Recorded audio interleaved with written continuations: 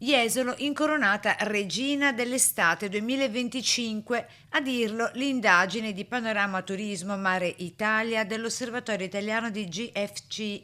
La Perla del Veneto, con un punteggio complessivo di 3.421 voti, prende il posto di Rimini, che si colloca a un soffio in seconda posizione con 3.347 punti. Grande soddisfazione da parte del presidente degli albergatori iesolani. Tutto il lavoro svolto in questi mesi ha dato i suoi frutti, questo ci rende particolarmente orgogliosi.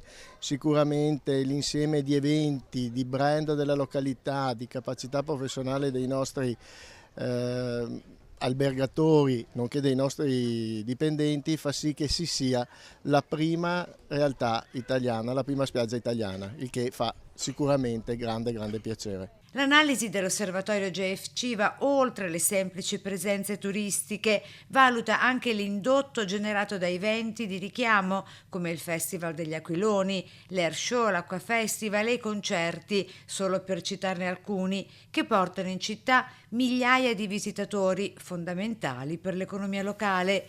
Jesolo dunque è al primo posto anche per il rapporto qualità-prezzo, per essere una località trendy e alla moda, a cui si aggiunge un terzo posto conquistato per il suo essere spiaggia per famiglie. Negli ultimi anni abbiamo creato tutto quell'insieme di situazioni per diventare trendy, per diventare un brand internazionale, le nuove costruzioni, i nuovi servizi, le nuove realtà che sono nate danno sicuramente questo nuovo aspetto della località. L'insieme di eventi che siamo andati a costituire insieme all'amministrazione comunale, insieme al pubblico e al privato, ha fatto sì che ci venga riconosciuto questo.